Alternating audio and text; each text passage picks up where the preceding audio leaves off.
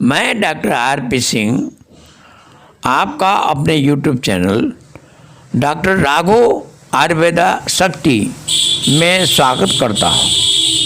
व्यक्ति के प्रकृति और कई कारणों के आधार पर चिकित्सा पद्धति निर्धारित की जाती है, इसलिए उचित औषधि और रोग के निदान हेतु उपयुक्त चीज़ों पर अवश्य विचार करें।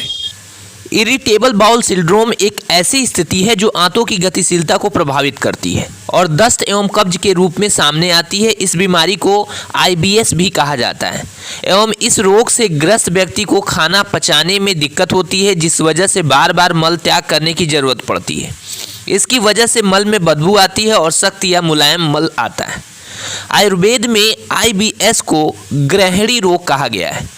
ग्रहणी का मतलब होता है भोजन को ग्रहण करके पाचन प्रक्रिया के सभी चरणों को पूरा करना एवं खाने को नीचे जाने से रोकना। ग्रहणी के असंतुलित होने पर जो भोजन पच नहीं पाता उसे थोड़े थोड़े समय में मल निष्कासन की जरूरत पड़ती है। इसके लक्षणों में दस्त, कब्ज और पेट दर्द शामिल है।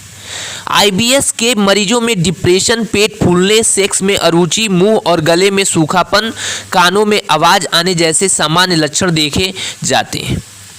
कुछ खाद्य पदार्थ, हार्मोन्स के स्तर में उतार चढ़ाव, स्ट्रेस या अन्य किसी स्वास्थ्य समस्या के कारण ग्रहणी रोग हो सकता है।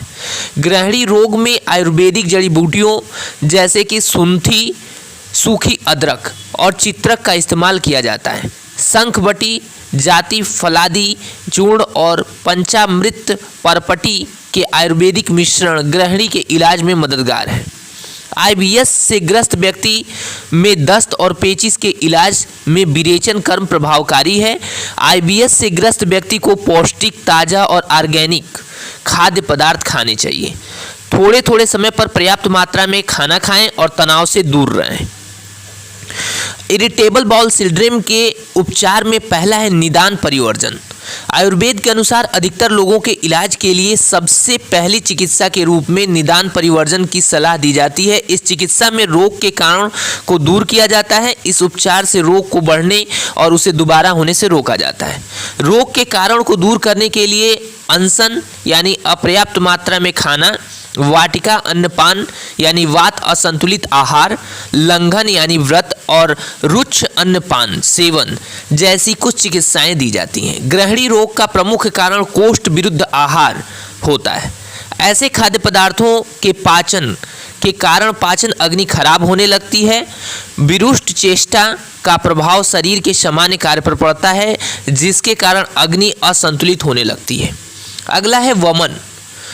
शरीर को साफ करने के लिए वमन चिकित्सा की सलाह दी जाती है और इसमें शरीर से अमा एवं बलगम को बाहर निकाला जाता है। कई रोगों जैसे कि एलर्जी, साइनस, यूविलिटिस, बुखार, मोटापे, डायबिटीज मेटिवलिस, सोराइसिस, अर्थराइटिस और फोड़े के इलाज में वमन चिकित्सा का प्रयोग किया जाता है। वमन के लिए प्रयोग होने वाली जड़ी बूटियों में अपच और आंत्रशोथ का इलाज भी किया जाता है। ये चिकित्सा शरीर से अत्यधिक या असंतुलित हुए कफ को हटाती है, इसलिए कफ दोष के असंतुलन के कारण हुए IBS के इलाज में वमन चिकित्सा का प्रयोग किया जाता है। IBS में दस्त की समस्या से ग्रस्त व्यक्ति के लिए वमन सबसे ज़्यादा लाभकारी होता है। वमन चिकित्सा के लिए तीखे या कड़वे गुणों से युक्त जड़ी बूटियों का प्रयोग किया जाता है। अगला है विरेचन। विरेचन शरीर से अत्यधिक पित्त को बाहर निकालने में मदद करता है, जो कि इसे पित्त के असंतुलन के कारण हुए IBS के इलाज में उपयोगी बनाता है। विरेचन के लिए तीखे गुणों वाली जड़ी बूटियों में सेन्ना आदि शामिल है। कब्ज, दस्त, अतिरिक्त पित्त, पेचिश और खून में विषाक्त पदार्थ जमने की स्थिति में इन जड़ी बूटियों की मदद ली जाती है। IBS में पेचिश की समस्या को दूर करने के लिए प्रमुख उपचार के तौर पर विरेचन कर्म को चुना जाता है। विरेचन के बाद 7 दिनों के लिए ससंजन की सलाह दी जाती है। विरेचन लेने वाले IBS के मरीजों को ऐसी जड़ी बूटी दी जाती है जिसका स्वाद खट्टा और तीखा होता है। अगला है रसायन। रसायन ऊर्जा देने वाली जड़ी बूटी और मिश्रण होते हैं, जिनका प्रयोग संपूर्ण सेहत प्रतिरक्षा प्रणाली में सुधार और व्यक्ति की उम्र बढ़ाने के लिए किया जाता है। रसायन शरीर के अंतःस्रावी और न्यूरोलॉजिकल प्रणाली के कार्य को बेहतर करते हैं एवं याददाश्त को बढ़ाते हैं। इस चिकित्सा में प्रयोग होने वाली जड़ी बूटियां सीधा मस्तिष्क पर असर कर शरीर की अन्य सभी प्रणालियों को प्रभावित करती हैं। रसायन चिकित्सा के लिए सबसे ज़्यादा मेध या दिमाग के लिए शक्तिवर्धक के रूप में जाने जाने वाली ब्राह्मी और अश्वगंधा का इस्तेमाल किया जाता है। इरिटेबल बाउल सिंड्रोम की आयुर्वेदिक दवाओं में पहला है हरितकी।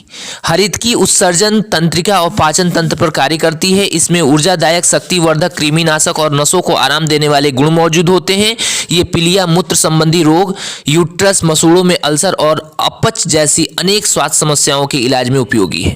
ये रक्त शोधक और रेचक के रूप में कार्य करती है। हरितकी की आंतों से अत्यधिक वात को साफ करती है। विविधकी हरितकी का मिश्रण त्रिफला ये पुरानी कब्ज और आईबीएस से राहत पाने के लिए मदद करती हैं। आप चूर्ण कैप्सूल के रूप में इसे ले सकते हैं। अश्वगंधा, आयुर्वेद में अश्वगंधा को मस्तिष्क को शक्ति देने के लिए जाना जाता है। ये यादाश्त, नींद, त्वचा रोगों में सुधार और शक्ति प्रदान करती है।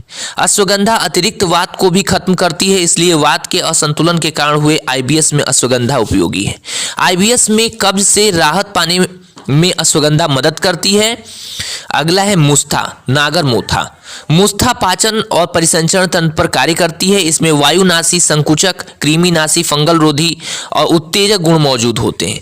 मुस्था यादाश्त को बढ़ाता है और मूड में सुधार करता है। ये अपच, जठर, शोथ, पेचिश और दौरे पड़ने के इलाज में उपयोगी है। ये आंतों के ऊतकों में अवशोषण में सुधार और दस्त को रोकता है, इसलिए आईबीएस में दस्त के इलाज के लिए इसका इस्तेमाल किया जाता है। अगला है चित्रक। चित्रक उत्तेजक और तीखे यौगिक के रूप में कार्य करती है। इसमें रोगाणु रोधक और परजीवी रोधी गुण पाए जाते हैं। चित्रक पाचन को बेहतर करती है। इससे दस्त, अपच और गैस से छुटकारा मिलता है, इसलिए आईबीएस से ग्रस्त व्यक्ति के लिए ये लाभकारी होती है। ये सीलिएक रोग यानी ग्लूटेन खाए जाने पर प्रतिरक्षा प्रणाली द्वारा बवासीर, जोड़ों में दर्द और फोड़ों के इलाज में मदद करती है। अगला है सुंठी। आयुर्वेद के अनुसार कई रोगों के इलाज में सुंठी को उपयोगी माना गया है। ऐंठन, पेट में दर्द, अपच, आंतों में दर्द और अस्थमा के इलाज में इसका इस्तेमाल किया जाता है।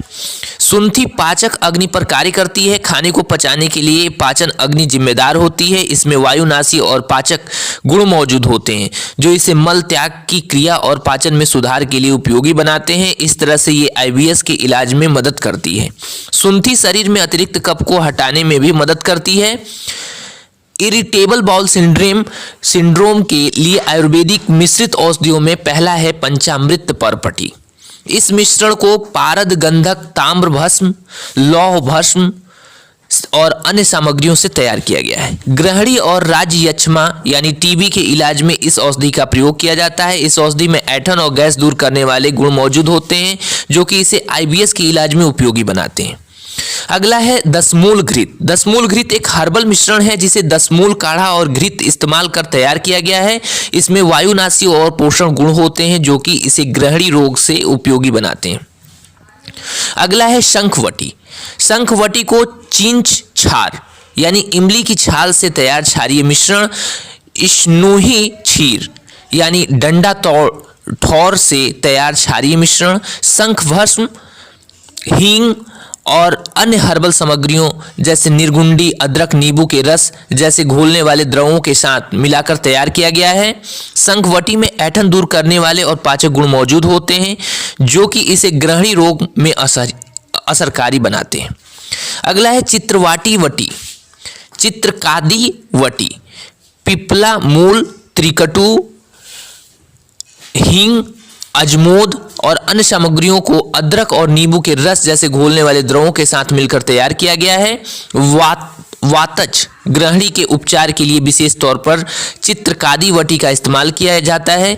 इस औषधि में वायुनाशी गुण होते हैं और आंतों को प्रभावित करने वाले विषाक्त पदार्थों को दूर करती हैं।